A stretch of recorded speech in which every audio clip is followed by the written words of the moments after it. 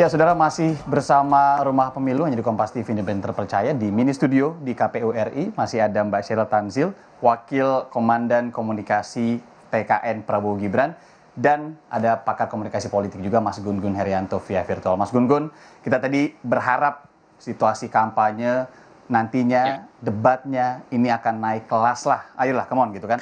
Kemudian juga tadi Anda juga sudah menyatakan bahwa beberapa ide gagasan yang kemudian ini menjadi program-program menyentuh rakyat ini harus penting juga disuarakan. Tapi soal sosial media yang kemudian juga digunakan mayoritas pemilih saat ini, pemilih muda yang kemudian menjadi swing voters ini juga penting untuk kemudian dipahami. Anda melihat kalau untuk sosial media ini bagaimana pengawasannya lebih dalam lagi? Ya, tadi saya udah bilang ya di poin kedua bahwa sekarang tidak semata-mata cukup seolah-olah atau sepertinya, Pak, tetapi harus ada basis data untuk melihat sosial media itu masih bisa ditolerir atau memang melampaui norma-norma hukum ada yang dilanggar. Makanya bisa kita lihat tipologi penggunaan sosial media dalam kampanye itu kan biasanya ada diseminator, ada publicist, ada propagandis, ada hacktivis gitu ya. Nah, itu tinggal dicari mana yang kemudian sekian banyak, kalau di yang akun resmi yang didaftarkan ke KPU di masing-masing platform tiga akun itu menurut saya ya itu dari 2019 sudah begitu dan memang tidak progresif. Harus ada langkah yang penggunaan mahadata atau big data yang kemudian di-tracking melalui metodologi ya. Sekarang tersedia gampang sekali metodologi untuk kemudian melakukan tracking itu begitu. Mbak Sheryl, persiapan gagasan atau persiapan adu gagasan yang kemudian akan penting sekali menurut PSI dan juga menurut TKN tentunya ini untuk disuarakan ke masyarakat apa? Banyak sekali ya, tentunya semua kita kan ada Astacita, kita juga ada 17 percepatan, detail-detailnya udah kita sebar ke wartawan juga. Intinya semuanya pasti kita mementingkan bagaimana keberlangsungan program-program yang sudah berjalan sekarang yang sangat baik. Kita tahu Pak Jokowi udah banyak pasang badan ke Uni Eropa, pasang badan. Kalau kata Pak Prabowo. Yes. Nah, itu yang akan kita berusaha untuk sosialisasikan. Kenapa ini harus kita jaga? Karena kita punya potensi kayak usia-usia kayak Mas. Ini nih punya potensi banget supaya Indonesia, orang-orang yang sekarang anak-anak muda ini, bagaimana supaya 2045 itu mencapai potensi maksimalnya. Kita jangan sampai seperti Jepang yang kehilangan momentum. Kita lihat Korea itu berhasil mengambil momentum. Mereka sudah prediksi mereka akan mendapatkan momentum Korea emas gitu mungkin istilahnya ya. Nah, mereka persiapkan betul pendidikan. Mereka arahkan apa sih kebutuhan Korea dalam sekian tahun ke depan, mereka siapkan itu jurusan-jurusannya. Dan itu juga akan masuk ke dalam visi misi kita. Kita bahkan menyiapkan dari ibu pada saat mengandung. Karena apa? Sekarang gini, kalau pendidikannya bagus, tapi manusianya aja stunting, otaknya udah mengecil, bagaimana mereka bisa menerima input yang bagus dari bangku pendidikan? Jadi itu yang dipikirkan oleh visi misi Pak Prabowo Gibran, bagaimana memberi gizinya diatur supaya maksimal. Yaitu dari dalam perut udah dipantau, lalu pada saat mereka sekolah, kita tahu di kampung-kampung masih banyak sekali orang yang meskipun pendidikan sudah ditanggung oleh pemerintah, disubsidi, tapi mereka udah deh mendingan lo bantuin jaga kambing atau berkebun aja yang jelas hasilnya itu ada hasil ekonominya.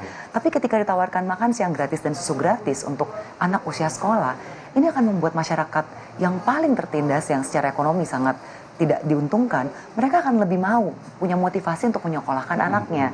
Jadi saya rasa ini bukan hanya program gimmick ya, banyak kan yang bilang ini gimmick semata.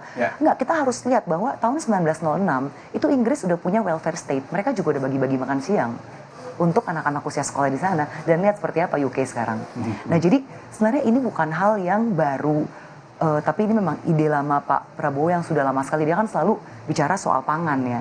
Nah, ini salah satu pengejawantahan bagaimana supaya bisa langsung dimanfaatkan oleh masyarakat, bisa langsung dirasakan manfaatnya dan tiap hari dinikmati gitu loh. Saya nggak masuk ke detailsnya karena itu kan memang program yang kemudian nanti akan ditumpahkan dalam debat-debat resmi lah istilahnya kayak gitu ya. Tapi kalau dilihat sebenarnya narasi keberlangsungan itu di Ganjar Mahfud, di Anies pun ada. Mereka bersiap untuk mengusung keberlanjutannya lah gitu ya dari Pak Jokowi.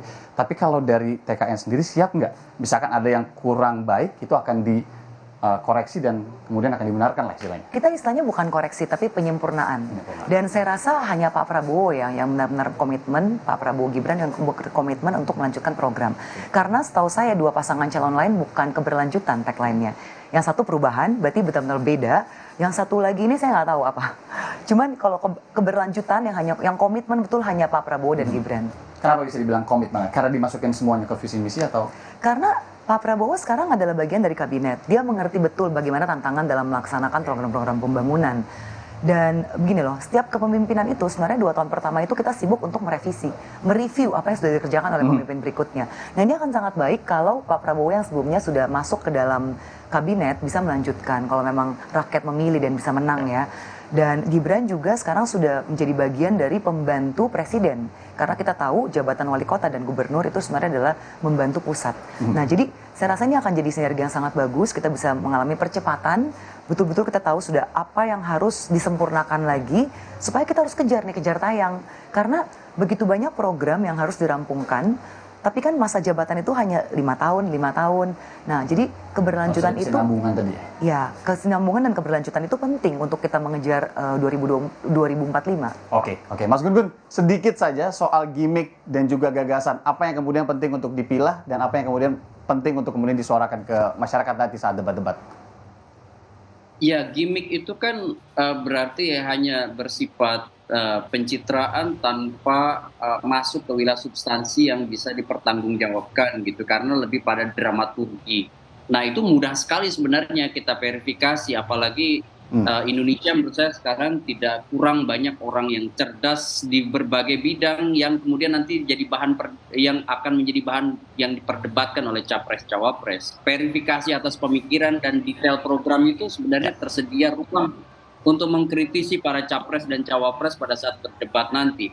Bagi saya ya, kalau kemudian sekarang masih berhenti di gimmick ya, itu akan ada yang disebut dengan keengganan dari yang undecided voters ya, mereka yang belum menentukan pilihan untuk menentukan pilihan mereka di hari H pada pasangan yang bersangkutan. Jadi manfaatkan menurut saya waktu yang singkat 75 hari ini untuk memalingkan mereka yang belum punya preferensi atau sudah punya preferensi dan masih mungkin berubah yang disebut dengan swing voters, untuk kemudian mereka yakin bahwa kandidat capres-cawapres inilah yang kemudian bisa dipertimbangkan mereka di hari H 14 Februari 2024. Apalagi sekarang visi misi dan juga program-program juga sudah bisa diakses semua orang dan masyarakat, jadi bisa melihat secara utuh di sana yang mana yang kemudian gimmick, yang kemudian ini sepertinya real dan itu harus nanti dibuktikan para capres-cawapres dan timnya ketika debat-debat resmi akan bisa kita saksikan juga. Terima kasih. Ya, Mas saya ingin menambahkan sedikit ya. Sedikit saja Mbak. Iya, jadi kalau dari kami jelas, kami itu saat ini 3 pasangan calon adalah sahabat dalam kompetisi. Yeah. Kita punya 5 tahun sekali pesta demokrasi, tapi kita harus ingat, selesai pemilu, kita adalah sahabat dalam membangun Indonesia. Itu penting sekali, message ini harus kita ingat. Jangan sampai lupa ya, jangan sampai kemudian politik kampanye-kampanye ini juga jadi berantem satu sama lain sama saudara dan keluarga dan lain-lain gitu ya. Poinnya Mbak Sheryl ya. Yeah. Terima kasih Mbak Sheryl Tanzil. Makasih. Komandan tim wakil komandan dari tim komunikasinya TKN, kemudian ada Mas Gun-Gun Herianto, Direktur Eksekutif Political Literacy Institute. Ya, makasih Mas Gun-Gun. Makasih Mas Gun-Gun. Sama-sama, Mas. Makasih.